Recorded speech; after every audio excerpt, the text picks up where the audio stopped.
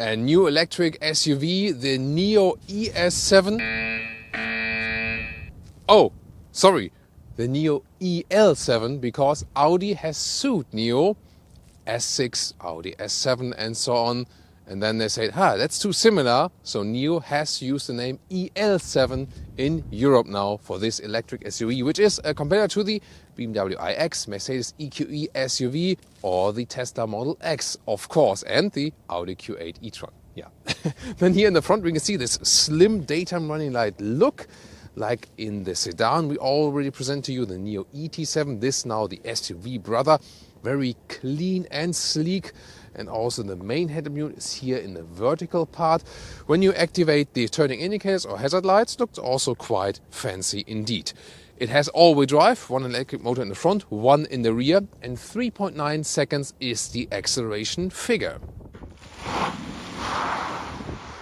The length is at 4.91 meters or 193 inches. Once again, a very sleek design in the side profile. Wheels actually come standard from 20-inch.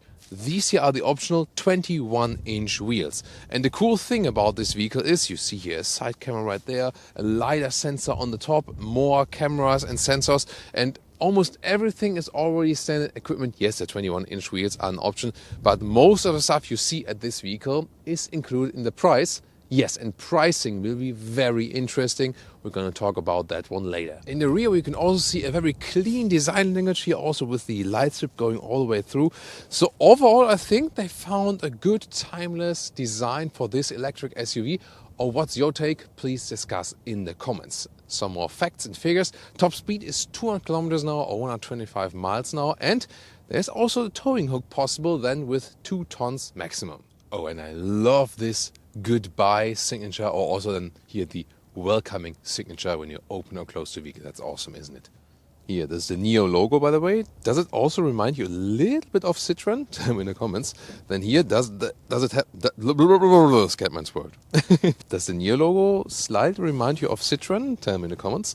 Then open the Frunk. Is there... No, there is no Frunk. So, yeah, they have some components for AC and so on underneath there, but nothing more. Let's talk batteries, either 75 kilowatt hours or 100 kilowatt hours. Of course, the price will also be different then. And for the bigger battery, which most people probably will pick, you can go around 400 kilometers, 250 miles in winter range. Summer range then will be higher. As for recharging, the flap is here on the passenger side, and there we go. Look at that. Really interesting feature, isn't it? And then here, AC or DC recharging, and it depends. The small battery charges in about 30 minutes, 10 to 80% state of charge, and the bigger battery in about 40 minutes. So not the best as for quick charging, but Nio also offers the battery swap system. They've owned stations for that, also building up an infrastructure in Europe. And then you can basically switch the whole battery in about 5 minutes, and then you have a full battery again. But that only works when you go for the subscription model or rent the battery. So you have 3 different possibilities to own this vehicle. You buy it completely, so car and battery. You buy the car and lease the battery, or you go full subscription model. And if you buy the car and the battery, then you cannot use the battery swap. And Nio has already announced a 150 kilowatt hour solid state battery.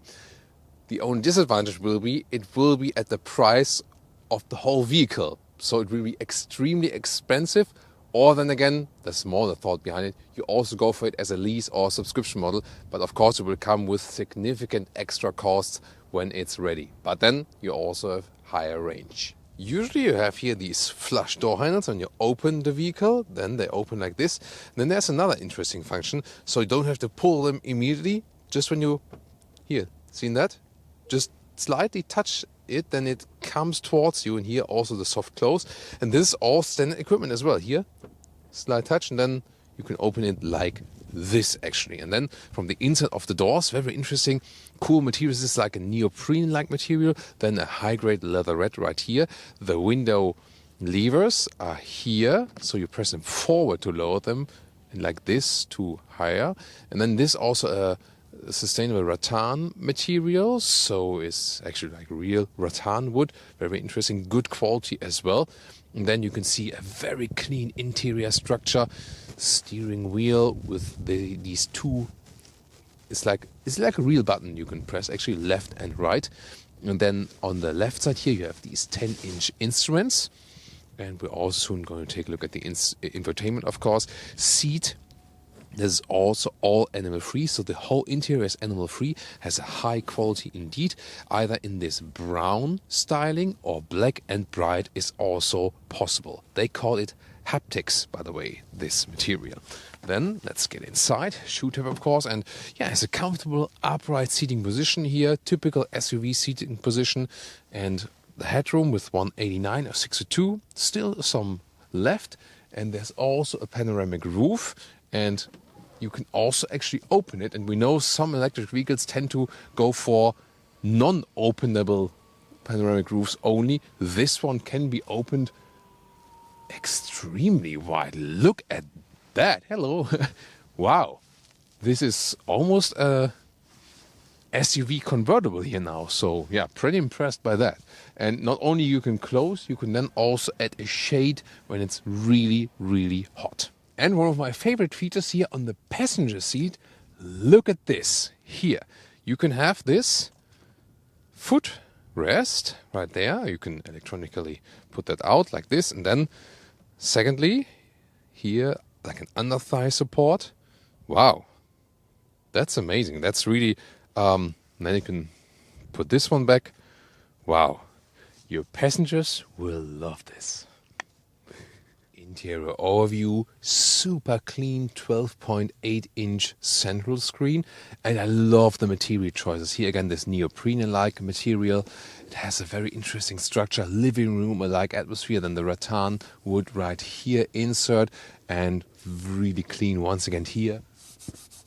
Yeah, this is ASMR style for the interior. I love it visually. On the steering wheel here, for example, this is then the volume control, so it does give you also some feedback. That's nice. Digital instruments are also pretty clear and clean to read, and also the quality of the visualizations is really nice. And you of course also get a head-up display. When we talk about the infotainment system, we also have to talk about NOMI. Hey NOMI. Hi there. Let's say during the first test drive of the Nio ET7, the electric sedan, Say this again. NOMI and I developed a very special relationship. Let's see if NOMI knows. Highlight is on. The hell? And then. Highlight is on. Hey NOMI, I am here. can you shut up? Muted. Oh, that's a nice idea. Highlight is on. Highlight is on. Highlight is on. Highlight is on. Highlight is on. And Nio told me now that they detuned NOMI a little bit for the European market. Let's see how it goes today, especially while driving. And it's very interesting. There seems to be a difference in the customer culture. Nio themselves also realized that the Chinese customers rather appreciate the active feedback by NOMI and found that just cool and joyful, whereas European and American customers rather say like, I rather want everything straightforward in the vehicle. This is a machine. I don't understand you. And I Say that again. don't want anything interfering with us. So tell me in the comments, are you more a fan of a joyful feedback from the vehicle, from this voice assistant, or do you rather want NOMI to be silent? So what I found pretty annoying is that when this whole thing moves, you hear this electric motor sound. Just don't listen to the voice, but listen to the electric motor sound. Hey NOMI, Yes? turn around. I can't find that location. Did you hear that now? This ding, ding. And that is really also audible when you are driving, for example. But the reactions are so quick. Hey NOMI, Hello. play music. You might want to log in to your account first. No, just play music on my phone. Hey NOMI, I am here. play music from my phone. I am trying to play music over Bluetooth. If you don't hear anything, you may need to confirm the operation on your phone. Yeah, but that worked now, so I can just make it loud now. So this works. And then we also have nice visualizations. That's joyful and playful, you know, so why not actually? Again, the quick reactions are pretty cool. The sound system here, by the way, 23 speakers, but sounds a little bit thin, I feel. Infotainment system, this is the car internal map, and you see here, really responsive, super quick indeed, so good hardware behind it as well. Then you have either this main menu, for example, phone connection is only possible Bluetooth, Apple CarPlay and Android Auto do not exist, they go the same way as Tesla there in this case. Then you have also this car main menu like this, and then you can, for example, also check out here, this is like the average consumption we have. 25 kilowatt hours on 100 kilometers, that's like 2.5 miles per kilowatt hour. And then you can also, for example, change the ambient lighting right here. That's also pretty cool in the dark. And also everything for the adjustment of the steering wheel, for example, like in a Tesla, or here the side mirror, all goes via this menu. It's not so easy to do that, but you get used to it and then you just save your personal memory and then it's actually fine. And for driving, you can here, for example, also open the tow hitch, for example. You can also activate the different driving modes right here. And when you want to deactivate NOMI, you can, for example, do it here.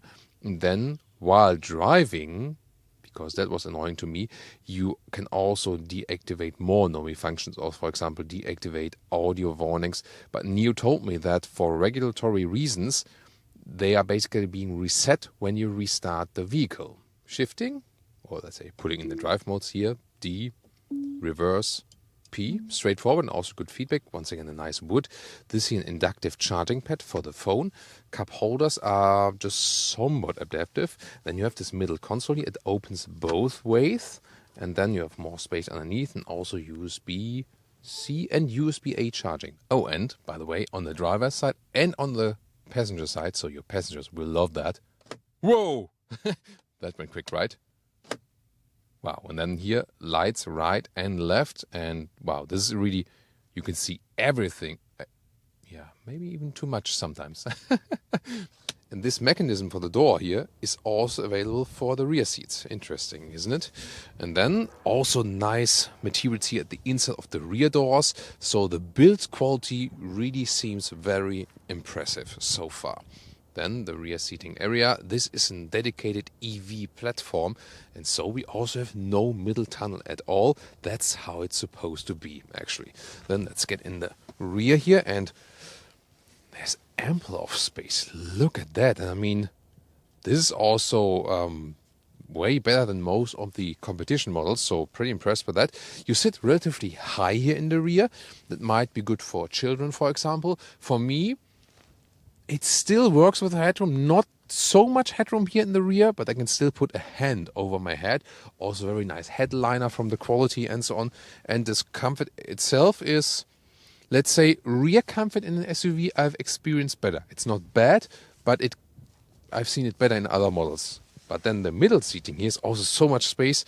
So for the middle seating here, it's extremely comfortable indeed in comparison. Of course, outer seats will be better, but the middle seating here, you can easily have this vehicle here for 5 tall adults. Then we can fold down this whole thing.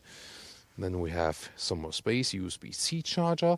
Very interesting solution. Then, as here in the front, some cup holders, but it's a little bit, should be a little more down, shouldn't it?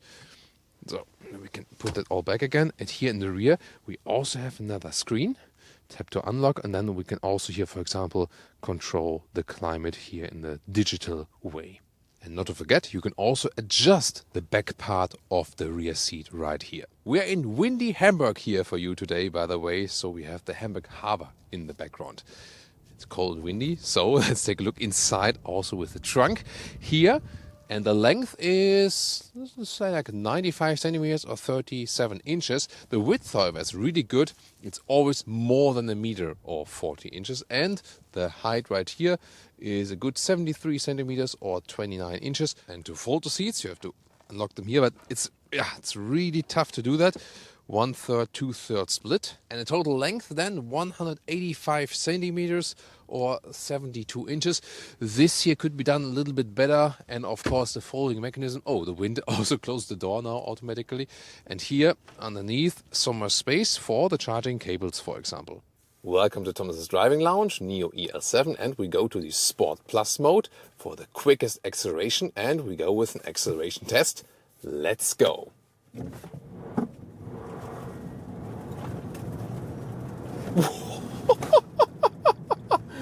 Whoa!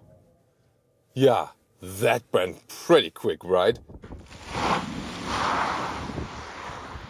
Now, let's go with the normal driving.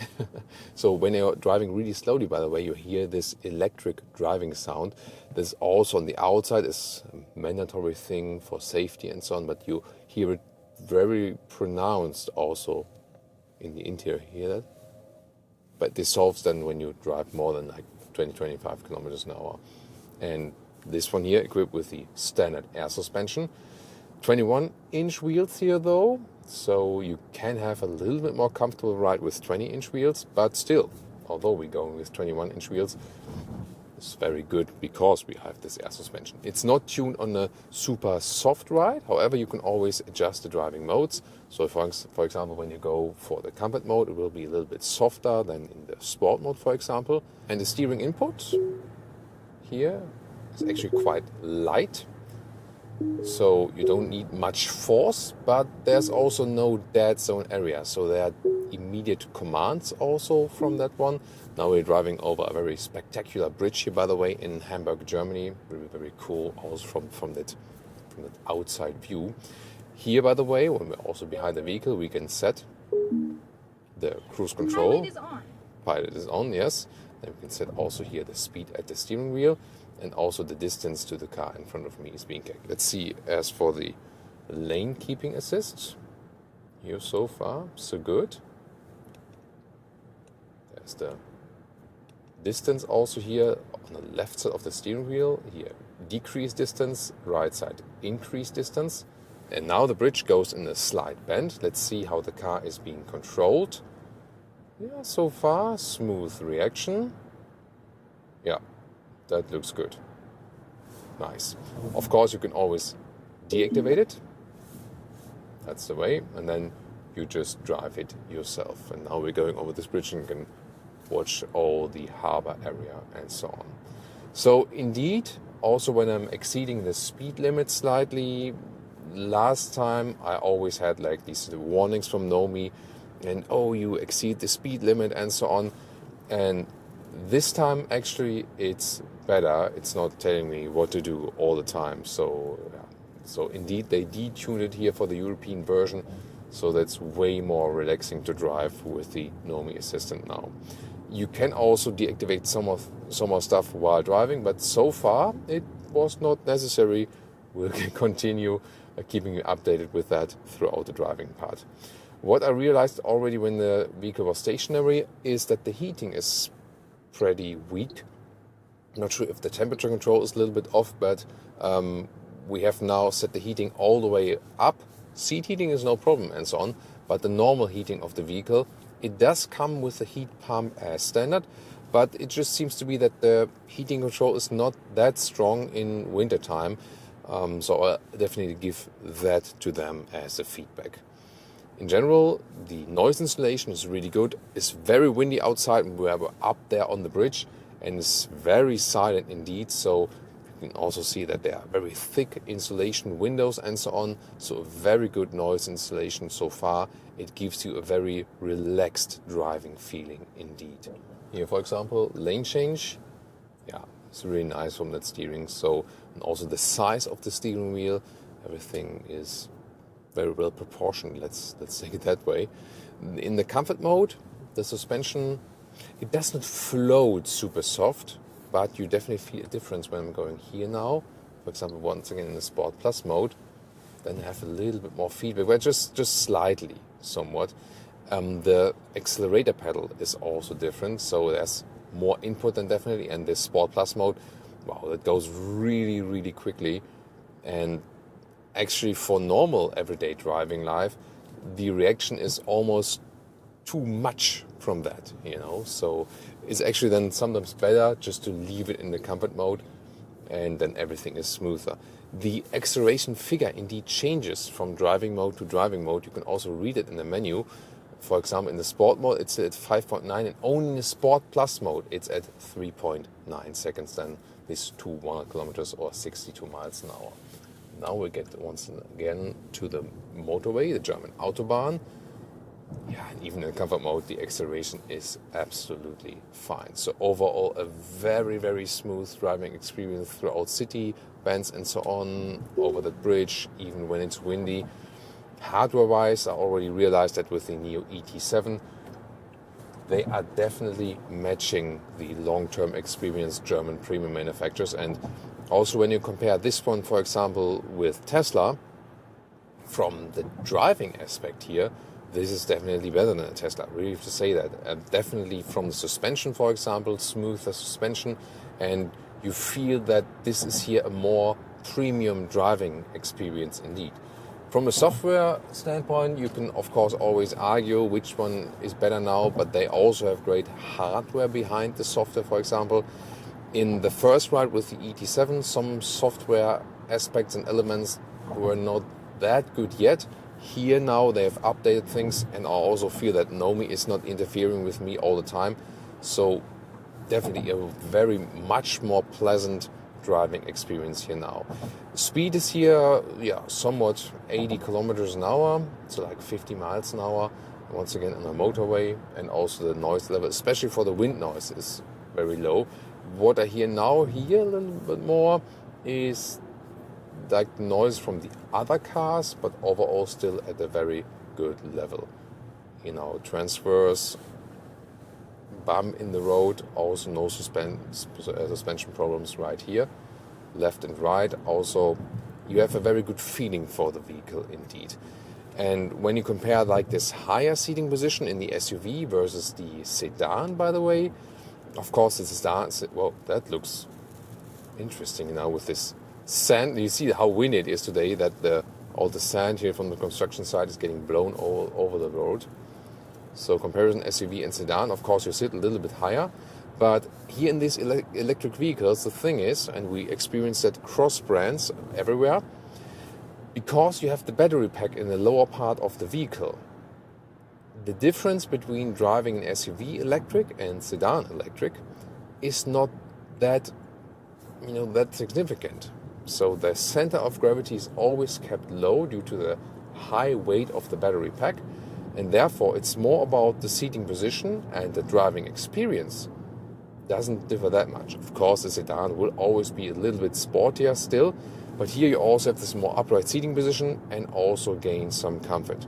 As for the seats, I told you that the material quality is superb indeed, and they are also very comfortable in the drive. What you could argue is that they don't have too much side support in sporty driving. Here, when you are more relaxed driving and driving straight on the motorway and so on, this is actually all fine. It's just when you really throw it out through tight corners, then you might lack some side support from the seats. And now, one more time, going Sport Plus mode. Whoa, that gives a boost, 80 kilometers an hour. Let's see, let's keep these cars past, and let's go. 130, whoa, incredible. And then let's overtake, 130 kilometers an hour to, let's see,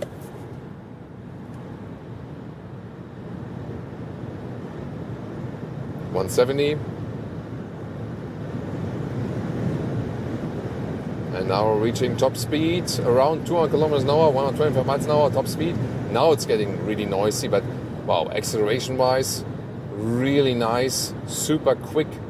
And also, once again, the wind noises here, for example, at around 130 kilometers an hour or 70 miles an hour, it's very, very well built. So this one has a very good premium quality, and the ride is very convincing indeed.